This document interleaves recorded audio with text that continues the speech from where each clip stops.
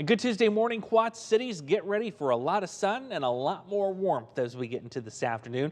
Make sure you've got the sunscreen handy too. This is going to be one of those days where if you don't have that and you're outside for a while, we're talking about a sunburn in about 20 to 30 minutes time.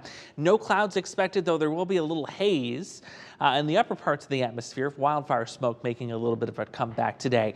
88 is where we're headed for this afternoon. It will still be comfortable tonight. We'll keep those clear skies around, and then tomorrow, just kind of more of the same. A few more clouds in the afternoon. Temperatures heading back into the mid 80s. We're still on track to see that backdoor cold front sneak its way in here late Wednesday into Thursday. We call it a backdoor cold front because it's coming in from the back door here from the northeast as opposed to the northwest. So we'll be in the 80s for the next 2 days, but then look at the strength of this cold front.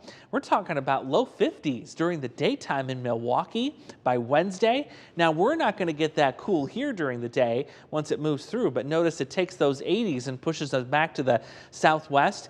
That's going to leave us with 70s as we go into our Thursday, the most comfortable day of the week. This whole stretch of warmth is going to remain comfortable. We haven't brought in the corn sweat factor yet. That's what really bumps up the humidity levels.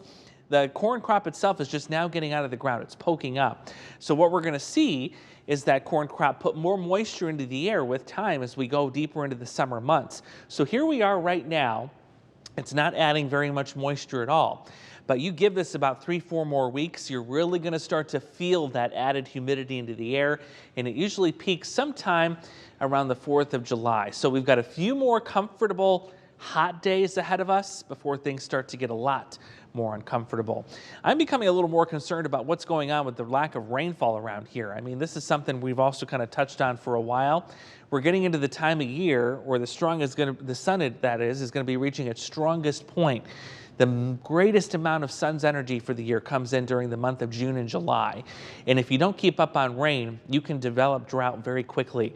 This is how much water the sun could potentially pull out of the topsoil each month. So let's start with this month, about 5.5 inches for the month. But you get into June and July, you're talking more than 6.5 inches worth of moisture being pulled out of the soil if you get the perfect conditions where you've got a lot of clear sky and also a lot of dry air. So that's why it's important that you keep up on rainfall this time of year and going forward. And notice we're not doing that. I have no rain in the forecast for the rest of the month of May. We're going to keep it dry, and we're also going to warm up too. A little bit of a cool down as we head into Thursday. And then by the time we get into the weekend, we go to mid 80s, followed by near 90 for Memorial Day.